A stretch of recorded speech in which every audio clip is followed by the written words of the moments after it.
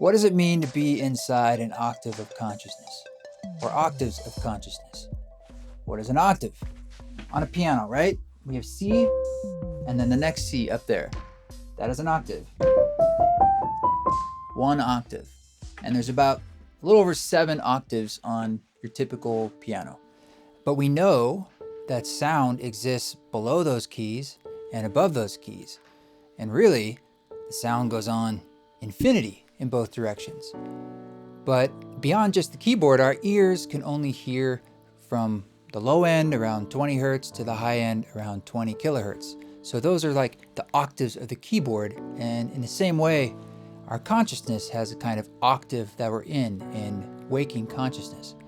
Maybe I'm a piano, and inside my consciousness, I only have so many octaves in my waking consciousness. Or do I? And in our waking three-dimensional reality, it seems that we have these sort of boundary conditions of our nervous system and our minds and our bodies of what we're able to perceive, particularly when we're in the thought process in our heads. And just like with my dog Kaya, I can't always understand what her levels of consciousness are, her octaves of consciousness as compared to mine. What is her experience of reality? Perhaps it's just more with images or feelings or desires for food.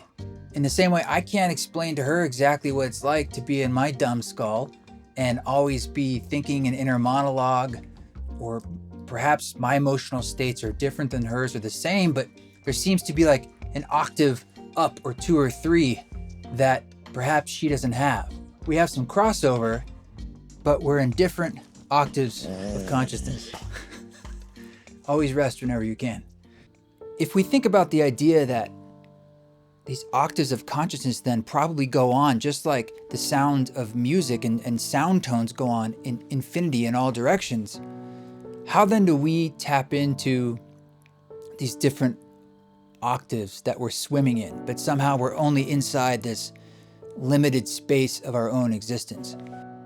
And it seems to be inside the mechanism of this tool that we have, this spacesuit of being a human being. The way we tap into that is through the subtler layers of our body, our mind, through our hearts.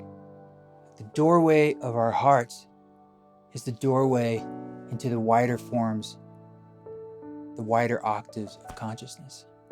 We get glimpses of this, of these other octaves at different times through psychedelic journeys, through initiatory states, through really stressful events in our lives of extreme emotional states, near-death experiences, extreme joy, birth of a child.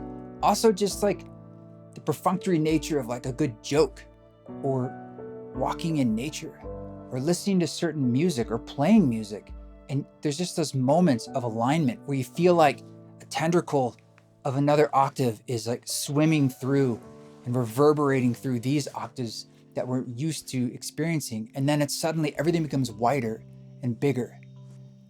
And the game really then becomes, how do we listen? And how do we tap in to the wider bandwidth of life, of awareness, of consciousness?